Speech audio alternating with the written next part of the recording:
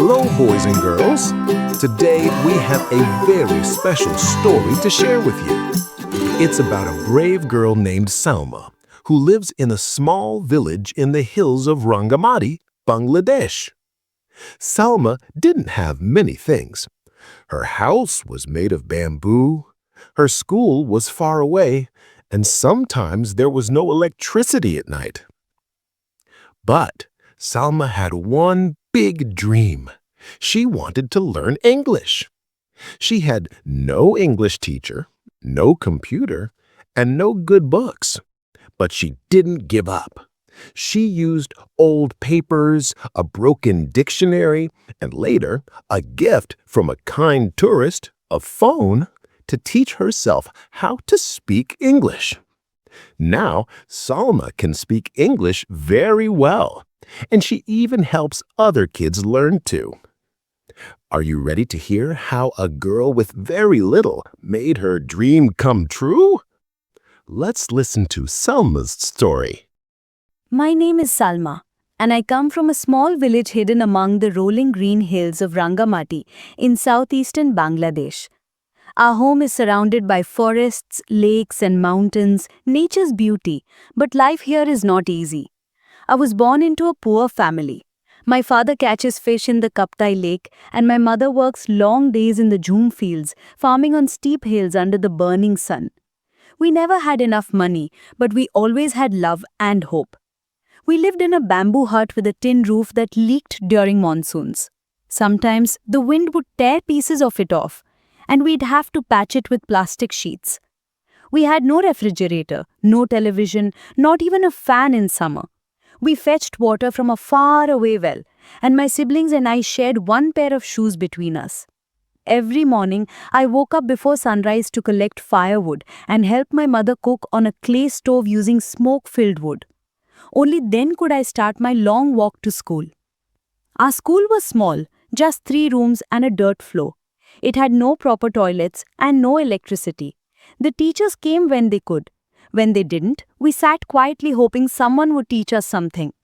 I was the only girl in my class who made it past class 5. Most of my friends dropped out. Some were married off at 13. Others had to help with work at home.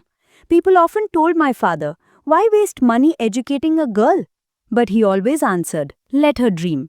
One day she will bring pride to this village." That dream of mine? To speak English. I don't even know why I wanted it at first. Maybe it was the way English sounded, so different from our Chakma or Bangla. Or maybe it was because I saw that the people who spoke English were respected, powerful, educated. I wanted that power, not to rule others, but to understand the world. But learning English in our village, that felt like trying to catch the moon with your hands. We didn't have English teachers for long. They came and went. Sometimes we had to study by ourselves for months. I had no tutor. I didn't even have books. One day, I found a torn dictionary at the market. Someone had thrown it away. I picked it up, cleaned the mud off it, and it became my treasure. Every day I learned one new word. I didn't know how to pronounce them properly, so I made up the sounds in my head. I would talk to myself as I walked to school. I am going. School? To school. I corrected myself out loud, often getting strange looks from people, but I kept going. At night, we didn't have electricity. I studied under the soft, flickering light of a kerosene lamp. Sometimes it would run out of fuel, and I'd have to wait till the next market day to buy more. During storms, our roof leaked, and I studied while holding an umbrella or sitting on an upturned bucket to stay dry. My notebooks got wet more than once. Still, I copied sentences from old newspapers and practiced grammar using scraps of paper. I cried many nights out of frustration. English felt like a puzzle I couldn't solve. I didn't know anyone who could help me, and I felt completely alone. But I never gave up, because deep down, I believed if I can just learn this language, maybe I can tell my story to the world. Then one day, something magical happened. A group of foreign tourists came to our village. They were walking by the lake, and I gathered the courage to say, "Hello, welcome Rangamati." Their eyes lit up. They were shocked that a village girl could speak even a little English. One woman smiled and asked, "Where did you learn that?" I told her in broken sentences about my dictionary and my dreams. Before they left, she gave me a gift I will never forget, an old, used smartphone. It was the first time I held a smartphone in my hands. I didn't even know how to turn it on. My younger cousin helped me, and from there I discovered YouTube, Google Translate, and even free English learning apps. Suddenly, the world opened up. I watched English cartoons with subtitles. I repeated phrases from grammar lessons. I paused and played videos until I could mimic the pronunciation. I also joined Facebook groups for English learners and started posting simple sentences, asking strangers to correct them. Some laughed, some helped, but every comment taught me something new. Slowly, my English improved. I began helping other children in my village, mostly girls like me. I used what I learned to teach them the alphabet, simple greetings, and sentences. We sat under a tree and learned together. I wasn't a real teacher, but I felt proud. For the first time, I felt seen. Now I can read and write English fluently. I can speak with confidence.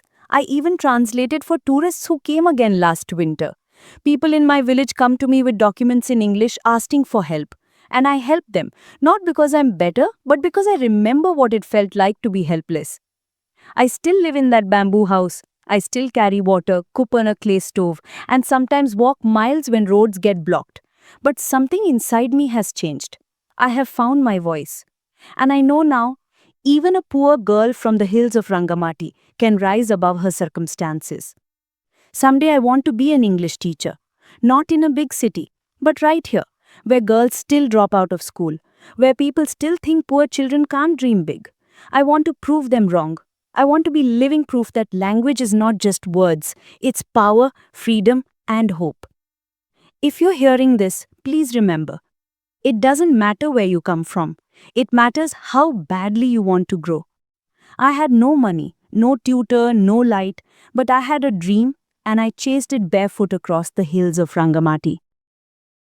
That was the story of Salma from Rangamati, a girl who never gave up, even when things were really hard.